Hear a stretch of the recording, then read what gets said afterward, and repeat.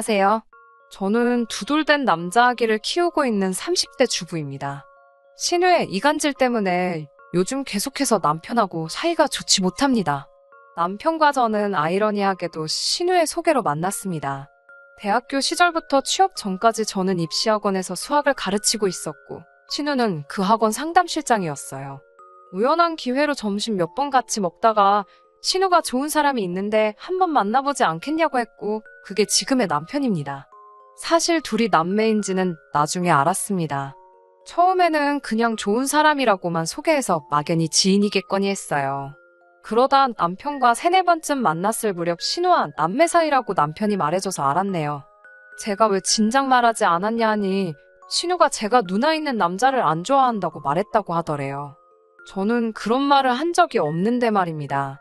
하지만 남편이랑 이미 잘 지내고 있었기 때문에 굳이 따지고 들지는 않았어요. 지금 생각해보면 그때부터 따졌어야 했던 건지도 모르겠습니다. 저는 시간을 갖고 좀 알아가고 싶었던 반면 남편은 가능한 빨리 결혼하고 싶어 했어요. 자기 어머니가 많이 아프셔서 조금이라도 건강하실 때 자기가 좋은 사람 만나서 결혼하는 모습을 보여드리고 싶다고 하더라고요. 남편은 집안의 막내이자 유일한 아들이었기 때문에 그 마음이 좀 이해도 되긴 하더라고요. 그렇게 저희는 6개월의 짧다면 짧은 연애를 하고 바로 결혼하게 되었습니다. 저는 당시 모아둔 돈이 5천만 원 정도 있었고 남편은 3천만 원 정도 가지고 있었어요. 양가 어른들에게 손 벌리지 않고 결혼하려고 했지만 둘이 1억도 안 되는 돈 가지고는 도저히 안 되겠더라고요. 결국 친정에서 5천만 원을 빌려주셨고 남편도 신우에게 2천만 원을 더 빌려서 결혼하게 되었습니다. 결혼식은 반반 부담했고 경기도에 작은 아파트 전세를 얻었습니다. 그런데 결혼식을 한 달 정도 남겨둔 상황에서 시모께서 결국 세상을 떠나셨어요. 오랫동안 아프셨던 분이라 다들 어느 정도 마음의 준비는 하고 있었던 것 같아요. 장례를 치르고 일주일 정도 지났을 무렵 결혼식을 미뤄야 할지 매우 걱정이 되더라고요.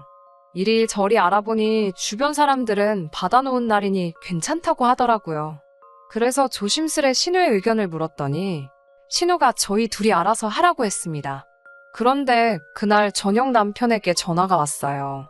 술에 잔뜩 취해서 누나가 그러는데 제가 돌아가신 분은 돌아가신 분이고 결혼식은 이미 돈도 다 냈으니까 해야겠다고 제가 우겼다는 거예요. 정말 어이가 없어서 말도 안 나오더라고요. 남편의 말도 안 되는 술주정을 듣고 있는데 열불이 나서 결국 신우에게 전화를 했습니다. 신우에게 왜 도대체 하지도 않은 말을 만들어내서 말을 하시냐 하니 제가 했던 말들이 자기의 귀에는 그렇게 들렸다는 거예요. 그러면서 술 취한 애가 하는 말에 왜 이렇게 열을 내냐고 저더러 진정하라더군요. 결국 다음날 남편과 다시 만나 제 의사를 분명히 밝혔습니다. 그리고 나를 그렇게 못 믿겠으면 지금이라도 결혼 없자고 했어요. 그러자 남편이 한숨을 내쉬더니 자기 누나가 원래 그렇게 남의 말에 살을 잘 붙인다면서 자기가 좀 더 걸러서 듣도록 하겠다고 하더군요. 그래서 한 번 더 기회를 주기로 했어요. 결혼식 전날이었어요. 남편에게 혼주 자리에 누가 앉기로 했냐고 물으니 자기도 모르겠대요. 누나가 알아서 한다고 했다는 거예요. 신경 쓸 일이 너무 많아서 그래 알아서 잘하겠지 자기 동생 결혼식인데 생각하고 더 알려고도 안 했어요. 그런데 당일이 되니까 세상에 결혼도 안 한 신우가 한복 곱게 차려입고 올림머리하고 식장에 와 있더라고요. 그러더니 자기가 혼주 자리에 앉는다는 거예요. 저희 친정 부모님도 황당해서 뭐라 말도 못 하시더군요. 그런데 신우는 너무나 태연하고 당당했습니다. 자기가 저희 결혼할 때 2천만 원이나 대줬고 시모도 안 계시니 자기가 시모 노릇을 해야겠다고요. 곧 시기 시작인데 그걸로 왈가왈부할 수도 없고 결국 신우 뜻대로 신우가 혼주석에 앉아서 결혼식 올렸습니다. 화촉점화도 신우가 했고요. 멀쩡하게 시이모님도 시고모님도 다 살아계시는데 이 글을 쓰는 지금까지도 도통 이해가 안 됩니다. 나중에서야 알게 된 사실인데 시이모님, 시고모님 전부 다 자기한테 부탁을 안 했을 뿐이지 당연히 친척 중 누군가가 그 자리를 채우는 걸로만 알고 있었다고 하셨어요. 그 누구도 그 자리에 신우가 떡하니 앉아있을 거라고는 예상도 못했다고 합니다. 아무튼 신우가 던져주는 밤 대추까지 받으며 패백도 끝냈어요. 주변 사람들 모두 쑥덕거리는 게 제 눈에는 너무 잘 보이는데 신우는 뿌듯한 표정으로 눈물까지 흘리면서 손님들 배웅을 하고 있었습니다. 정말 누가 보면 신우가 남편 키워서 장가 보내는 줄 알겠더라고요. 결혼식 이후로 신우는 슬슬 이것저것 저에게 요구하는 것이 많아졌어요. 정확히 말하면 무슨 드라마에도 안 나올 시모 노릇을 하려고 들더라고요. 일주일에 2번은 전화해서 어떻게 사는지 보고를 하래요. 보고는 무슨 보고냐고 저는 그렇게 할 생각 없다고 남편에게 딱 잘라 말했어요. 뭐가 그렇게 눈치가 보이는지 남편은 일주일에 몇 번은 신우에게 전화를 꼭 하더라고요. 그러다 자기도 지쳤는지 며칠 안 하기 시작했고요. 남편이 전화를 안 하니까 이제 밤낮 주말을 가리지 않고 저희에게 아무 때나 연락을 해왔습니다. 둘 다 전화라도 안 받으면 난리가 납니다. 한 번은 신우가 아기 사진 좀 보내달라고 하길래 선물로 들어온 아기 옷을 입혀서 사진을 찍어 보냈어요. 그랬더니 바로 신우한테 전화가 오더라고요. 아이가 핑크색 옷을 입고 있었는데 왜 남자애한테 핑크색을 입혀? 남자애가 여자 옷 입으면 출세 못한다는 소리 못 들어봤어? 작은 행동 하나에도 신경 좀 쓰고 생각 좀 해가면서 해. 우리 부모님이 살아계셨으면 아주 홍구멍이 났을 거야 라고요. 남편이 선물로 들어온 옷이고 옷이 옷이지 무슨 그런 미신을 믿냐며 뭐라고 하는데도 신우는 자신의 뜻을 굽히지 않더라고요. 그리고 신우의 무례함은 점점 더 도를 지나쳤어요. 남편의 집안은 차례와 제사를 지내는 집안이었고 저는 유일한 며느리였기 때문에 제가 그 일을 담당해야 하는 건 어찌 보면 당연한 일이었습니다. 저도 그 부분에 대해서 불만은 없었어요. 게다가 남편도 소박하고 단촐한 상을 원하더군요. 덕분에 저는 삼색나물과 동태전 정도만 하면 됐어요. 밥과 국은 남편이 담당했고요. 그리고 시모의 첫 제사상을 지낸 후 신우가 남편에게 보낸 문자를 우연히 보게 됐어요. 남편이 신우에게 엄마 첫 제사인데 얼굴도 안 비추는 건 너무한 거 아니냐며 제사상을 사진 찍어 먼저 보냈더라고요. 그러자 신우가 상차림이 이게 뭐냐면서 올케가 우리 집안 무시하는 건 알고 있었는데 이 사진 보니까 정말 한마디 해야지 안 되겠다고 답장이 와 있었어요. 남편이 무례한 건 누나라고 적당히 좀 하라고 한마디 하니까 신우가 걔 엄마 제사 진심으로 지내는 거 아니야. 엄청 교활한 아주 뱀 같은 여자애니까 너도 조심해라고 답장이 왔더군요. 이제는 시어머니 노릇도 못해서 저와 남편 사이를 이간질까지 하려는 건가 싶더라고요. 비록 우연히 본 문자지만 이런 내용까지 본 이상 도저히 참고만 있을 수는 없었어요. 그래서 남편에게 일단 핸드폰을 보게 된 건 미안하다고 그렇지만 난 도저히 억울해서 이렇게는 못 살겠다고 이혼하자고 했어요. 그러자 남편도 자기 누나가 아무래도 제정신이 아닌 것 같다면서 자기는 시집도 못 갔는데 우리가 잘 사는 걸 보니 배가 아픈가 보대요. 그러면서 자기가 누나한테 한마디 할 테니까 이번 한 번만 더 용서해 달라고 하더라고요. 제가 그럼 지금 여기서 스피커폰으로 신우한테 전화해서 앞으로 보지 말고 살자고 얘기하라고 했어요. 그러자 남편은 잠시 머뭇거렸습니다. 그러더니 전화를 걸어서는 신우에게 왜 내 와이프를 뱀 같다고 그러냐고 따지더라고요.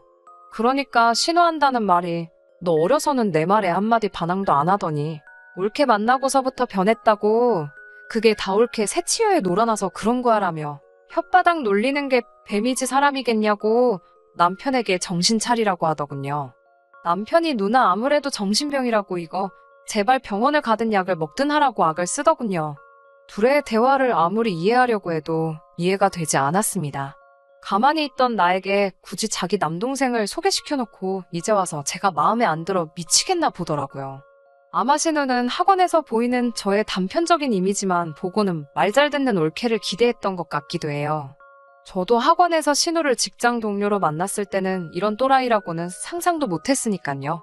전화 통화가 끝나고 다시 신우로부터 문자가 하나 왔습니다. 네 마누라 혹시 산후우울증 아니야? 그것도 정신병이야 라고요. 제가 애 낳은 지 2년인데 무슨 갑자기 산후우울증 타령인지 너무 어이가 없어서 실소가 다 터지더라고요. 결국 남편과 상의 끝에 당분간 신우와 보지 않고 살기로 했어요. 그리고 결혼 때 받았던 2천만 원도 원래는 돌려주려고 따로 적금 들고 있었거든요. 결혼식 날 자기가 그 돈을 줬으니 시어머니 노릇하겠다는 말이 충격적이어서요. 나중 가면 그 돈을 이유로 어버이날에 용돈까지 달라고 할 것만 같아서 당장 형편은 아쉬웠지만 차라리 신우와는 어떻게든 엮이지 않는 것이 상책이라는 생각이 들어 돌려줄 요량으로 모으고 있던 돈이에요. 그런데 그냥 그 돈도 안 주려고요. 그동안 당한 정신적 고통에 대한 보상이라고 해도 되겠죠. 예상대로 신우는 남편의 통보를 받자마자 또 남편이 제 손바닥 위에서 놀아나고 있는 거라고, 제가 아주 지내 가족의 탄탄한 유대감을 파괴하려 하고 있다며 열변을 토하더라고요. 그 전화를 제가 듣고 있을 거라고는 상상도 못했나 봐요. 도를 넘어선 저를 향한 비난과 험담이 계속되니 저도 말을 아예 하지 않을 수가 없었어요. 전화를 돌려받아 신우에게 인사를 건네니 네가 전화를 왜 받아? 하는 느낌으로 흠칫하더라고요. 제가 신우에게 혹시 마음에 안 드는 게 있다면 저랑 직접 만나서 대화를 나누자고 말을 했지요. 신우는 어디 시집온 여자가 건방지게 몰아가라 하느냐고 성질을 내더라고요. 저는 그 말에도 아랑곳하지 않고 그럼 제가 형님 계신 곳으로 가겠다고 어디시냐고 물어봤죠. 자기가 성질을 내고 있으면 제가 쫄아서 이러지도 저러지도 못할 거라고 생각했나 봐요. 그런데 오히려 제가 더 당당하게 나가고 직접 만나자는 식으로 말을 하고 있으니 오히려 신우가 더 겁을 먹어서 만남을 피하려고 하더라고요. 신우에게 단도직입적으로 제가 뭘 잘못하고 뭐를 못해서 계속 이러시는 거냐고 계속 다그쳤어요. 그동안 쌓인 것들이 한 번에 터져나오니 신우가 말할 틈도 주지 않고 쏟아져 나오더라고요. 신우도 제가 하는 말에 압도가 되어서 그런가 쩔쩔매면서 아니 그런 게 아니고 하면서 제 기분 살피면서 말을 아끼더라고요. 겁을 먹었는지 어버버대면서 말도 똑바로 못하는 걸 보니 제가 이런 면을 가지고 있었는지 처음 알았던 것 같습니다. 형님께 단도직입적으로 남편의 누나로서 책임감을 느껴 시어머니 노릇을 하고 싶으신 거냐? 아니면 그냥 우리 둘 사이가 좋아 보여서 질투가 나서 그러시는 거냐?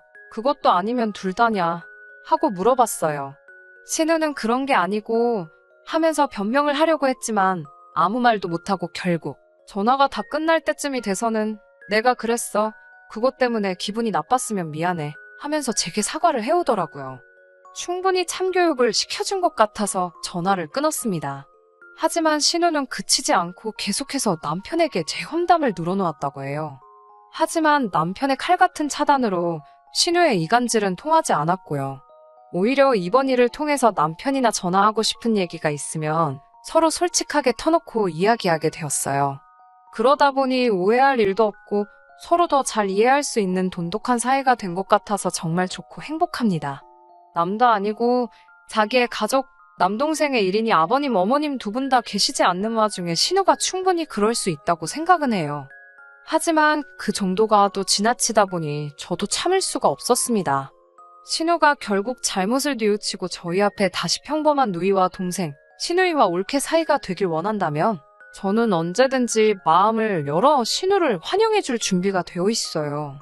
아직까지 신우가 준비가 된 것처럼 보이지는 않지만요. 아무튼 한동안은 신우의 속박에서 벗어나서 모처럼 남편과 제가 마음 편히 행복하게 지낼 수 있겠습니다. 사연 들어주셔서 감사합니다.